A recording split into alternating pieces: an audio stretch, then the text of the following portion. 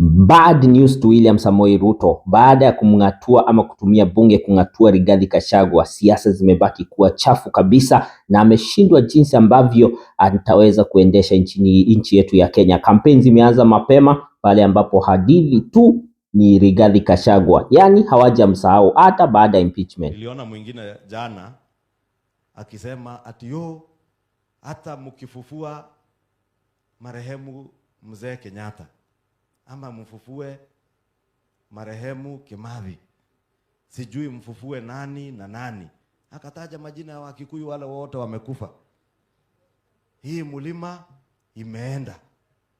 Sasa nikauliza, mlima iko tu mahali ilikuwa, mimi sijaona ikisonga.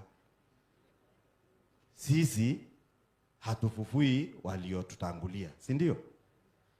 Unajua wewe kama unaongea na wale walienda, hayo mambo ni yako.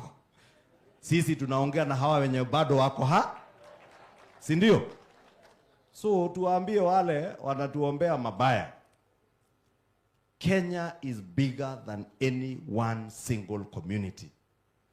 And I say that because I truly believe that one united nation is better for all of us.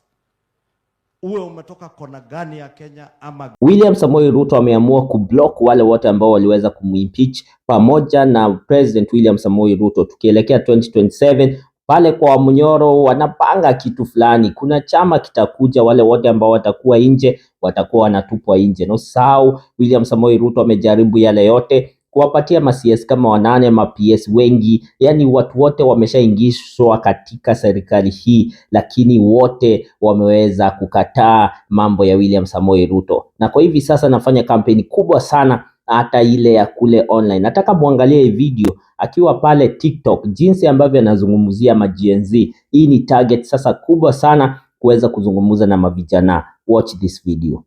I have 3 questions here. Are you safe? How is your security, Your Excellency?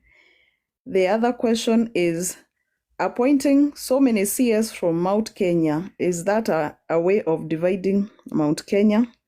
And the third question is about social media. Kenyans are using social media so much to express their grievances, but we are being silenced. Abduction, our pages being hacked. What do you think should be done? Thank you. Thank you very much. I am safe in God's hands, and I am good, and God has taken care of me, because at the end of it all, it's God who protect us. My security was withdrawn.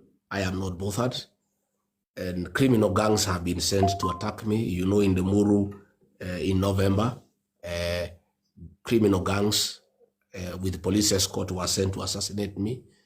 And they wanted to kill me, but God saved my life. And I want to thank the people of Bibirioni and the young people who protected me, that they were not able to do so. On the 28th of December in Shamata, a policeman in uniform was sent to disrupt our meeting, and he threw a tear gas canister at me. Again, the people defended us and we were fine. Last weekend, members of a criminal gang were sent to attack my wife in a prayer meeting in Kamukuji grounds in Nyeri. Again, God took care of her and she was safe. We have seen the revival of a criminal gang here in central Kenya by government, by the president, to try to disrupt my meetings, to intimidate me, to attack me wherever I go. But the young people in this region and other places in the country have taken care of my security, and they do take care of me. But above all, we trust in God to take care of us. And we want to say that trying to intimidate me and disrupt my meetings so that I don't go for meetings will not work. Everybody in this country knows I'm not a coward. I am not easily intimidated. We'll continue going for our meetings, and we want to ask our people to continue offering security to our meetings wherever we go, so that those who have been sent to attack us. Appointing CSS from Mount Kenya is a good thing, there's no problem. But if the intention is to win the Mount Kenya back, it's an exercise in futility. I did tell President William Ruto along the way that the people of Mount Kenya hate deception and betrayal. And I told him that the people of Mount Kenya hate betrayal, and he himself is a beneficiary of the people's distaste for betrayal. When the people of Mount Kenya perceived like he was betrayed by President Uhuru Kenyatta, they decided to support him to show their distaste for betrayal. And I did tell him many times that if he betrays the people of the Mount Kenya region, they will never forgive him. And I told him betrayal in Mount Kenya region is unacceptable, is unforgivable, is an abomination, it is a taboo. And once it has occurred, there is no remedy. Even if he appoints the whole cabinet from Mount Kenya, nothing will change. Even if he was able to revive Dedan Kimathi, Mwai Kibaki, Jomo Kenyatta, and appoint them to his cabinet, nothing will change in the Mount Kenya region. Even if he was to revive Gekuyu and Mumbi and the 9 daughters, make Gekuyu his deputy president, make Mumbi his prime cabinet secretary, make the 9 daughters, Washera, Waithera, Wanjiru, Wambui, and all as cabinet secretaries, nothing would change. The mountain is gone and gone forever because the mountain hates betrayal and hates deception. Those are 2 things that the people of the mountain hate. So no amount of appointing anybody in this region will change anything. The people are through with President William Ruto because he betrayed the region and he deceived the region. And there is no remedy. That is a matter that is a closed chapter. And I start to be corrected, and in the fullness of time, he'll come to know. And that is why you find he's getting very irritated that when he sends condolence messages in a funeral, people refuse to listen to them because they are through with him. And you know, in our community, a funeral is a very solemn moment. In many times, even those who are perceived to have killed the person who is being buried, if you attend that funeral, people still allow you to say something, and they never ask you.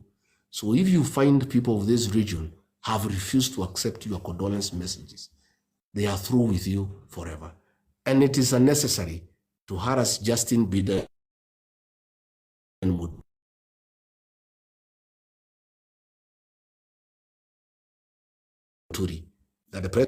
They are harassing Justin Bieber and Muturi and saying that he's the one who organized, who incited people to refuse to listen to the president's condolence message. That is not true. And Bieber and Muturi was really abused by the president. He wrote him very offensive messages at night, accusing him of having incited people to refuse to listen to his condolence message.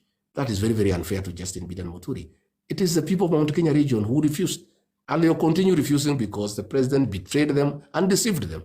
And as I have said, once you do those 2 things, there is no remedy. It is over. And I had warned him that that is what will happen, but he chose not to listen. In terms of social media is a revolution and is a real thing. And we are very happy about social media. You know, long time ago when we had KBC, you would be able to censor news and only let people know what you want them to know. And that is how the people of this country were governed. Today, even if you bribe the mainstream media not to broadcast what Rigathi Gachagua has said, the social media will do it. In fact, by the time we get to the evening news, people through social media already know what has taken place. So we really want to affirm TikTok, the X space, the Facebook, and I want to encourage our young people to continue using the social media as a tool of change, as an oversight mechanism for this administration. Our young people, we really want to salute you. And let nobody call you criminals. And let nobody tell us as parents that we have brought up our children badly. We haven't. We have brought up our children very well. That is why they are keeping the government in check, because they are intelligent young people. They are creative people. But I want to tell my children, agencies, I love you so much and I have tremendous respect for you and your capacity to bring transformative change into this country. But I want to plead with you that what you are doing on the online space is not enough. You have a date with destiny. It is our young people who will sort out this country. It is our young people who will create the right leadership in this country. I want to tell our young people, much as we appreciate your contribution so far and what you have done for us, you have so much to do. You must take IDs and register as voters and turn out to vote. Your vote is what will count in this country. It is the Gen Z and the millennials who will determine the next leadership of this country. I want to affirm that you have done very well. I want to say congratulations. I want to thank you for your patriotism, the love for your country and for your motherland. But you haven't achieved what must be done. Please take your IDs, register as voters, and come out and vote and take part in the decision-making process of this country. Take a very important role in determining the next leadership of this country. Our young people, this country is in your hands. We depend on you. I really plead with you. Please don't just stay behind the smartphone. Go a little bit further.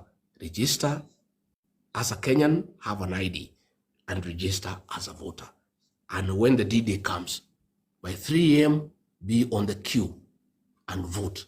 And guide your parents on how to vote. You are more knowledgeable than we are. You have better perspective of what is happening in the world. You know much more than we do. You have more exposure.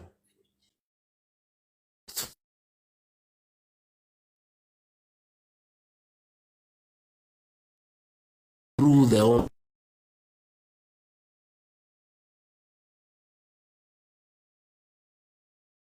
Hii ndio tamati ya video yangu ya siku ya leo. Kama uko na maoni mengine tofauti na haya, please na kuomba uweze kusubscribe, like and share. Asanteni sana kwa kuwatch. Wale wote ambao wamefika hapa, Mungu awabariki na mko na wakati mzuri. Auf Wiedersehen, bis zum nächsten Mal. Ciao.